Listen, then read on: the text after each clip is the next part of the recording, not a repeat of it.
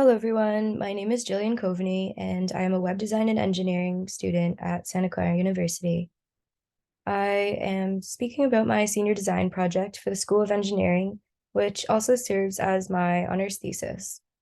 I'd like to begin by mentioning that I worked on this project with 3 other students, and I would like to also thank my advisors, Dr. Sylvia Figuera and Dr. Angela Masurlian. Without them, TwigeEnglish would not have been possible. To get started, our team's motivations began with the fact that Rwanda is one of Africa's many countries that is still struggling from the lasting effects of European colonialism. The country's violent and oppressive history has left them facing a cultural divide and has set back much of the growth and development in their social and economic institutions. Additionally, the official language of instruction in schools has changed from French to English in 2019. Part of the reason for this switch to English instruction was a result of a strained relationship with France due to their lack of interference in the Civil War. As a result, there has been a nationwide effort to promote English learning, and there's also a greater need for these language learning tools that can help accelerate the learning process.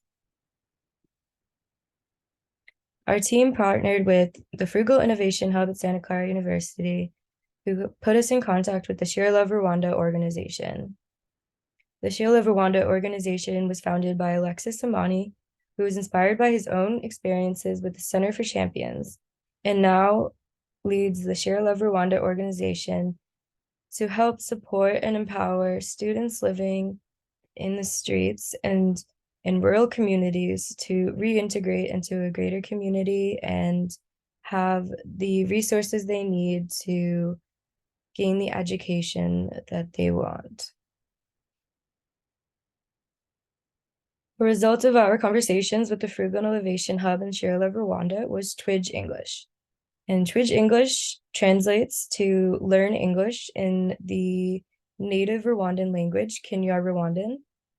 So TwigeEnglish is a mobile app that is designed to encourage students to learn English through a self-paced and interactive game.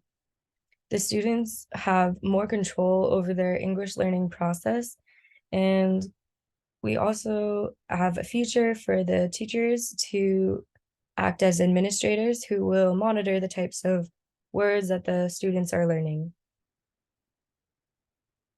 So there's a couple use cases for our project. The students will be interacting with the mobile app, and this will be able to be downloaded through both the iOS and Android store, and as well as be accessed on any type of mobile device. The students will primarily learn English through the Pictionary game and digital flashcards. And they will be able to upload their own personal photos to learn from and play in the Pictionary game and digital flashcards.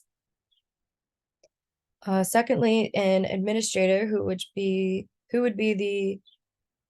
a teacher in the Share Love Rwanda classroom would be able to act and manage the database for the students, which means approving and disapproving of any photo submissions and helping to define the vocabulary terms.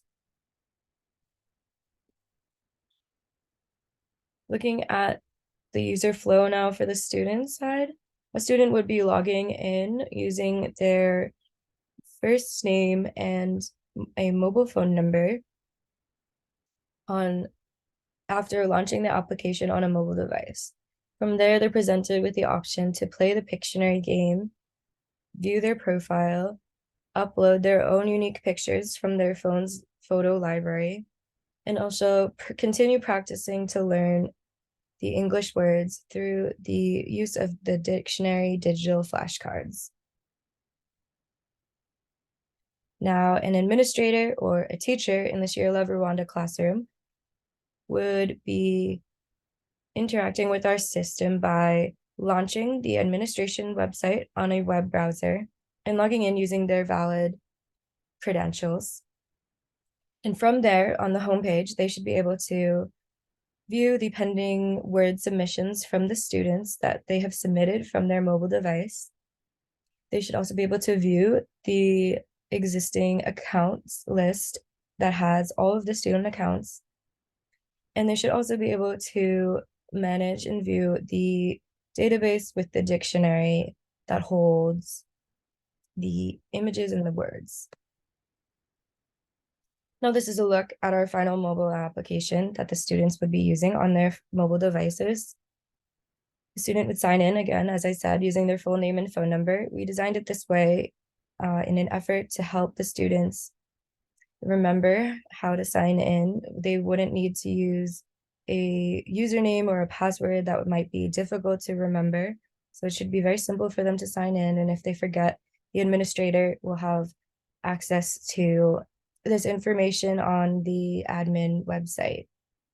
So after signing in, they should be presented with this home screen. And from there, they can choose to either play the Pictionary game, which is shown in the middle screen with that picture of a cat.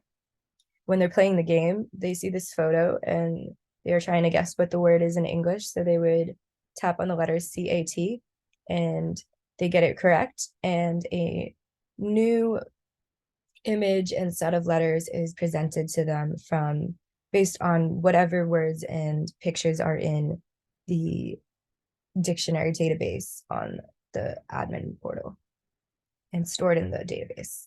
So they also have the ability to skip the word if they don't know it by clicking the new word button on the bottom screen there, bottom of the screen there. And this helps them move on if they are too stuck and come back later to the word. Now, again, on the home screen, they can go to the dictionary, and then on the dictionary, you can see on the right side, you can see the flashcards there. Ifarashi is the Kinyar-Rwandan word for horse. And if the student were to tap that card, they would see the English word horse on the other side. From the homepage, they can also use the bottom navigation bar to access the upload screen and their profile information. Now, on the administration website, the administrator will log in using their email and password that they have verified. And if not, they can create new administrators using the registration form that is accessed through the bottom on the button on the bottom of this screen that says new register here. So after the administrator logs in using their email and password, they are brought to the home screen. The home screen shows them the number of active users in the account database.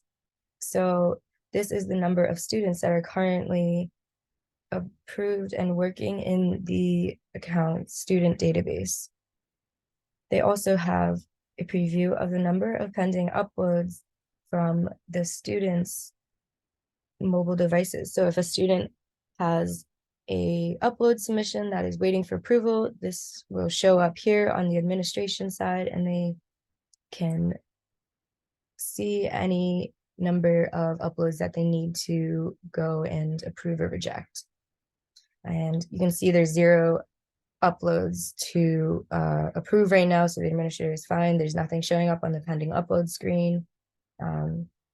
Using the navigation bar on the left, you can go through the different sections. So we have here the approved uploads on the left, and you can see that this is the current dictionary database, which contains the words and images for dog, horse, cat, bear. So if a student were to be playing the mobile app right now, the Pictionary game and the flashcards would all be using these words and images. And the administrator can also click on one of these words and images, and they can also edit it at any time to keep it current and consistent or accurate. Now, on the right side, you can see the user management screen, which shows the 2 active users, which are my teammates, Brian and Nonki. They have accounts set up. And if you were to click on the add user button on the upper right side of the screen, you could see this little overlay comes up and you are asked to enter the student's name and phone number. So say I were to add a test user would be added to the list of users. And if you were to hover over their name, this overlay would show and give you a preview of their information or that student's information.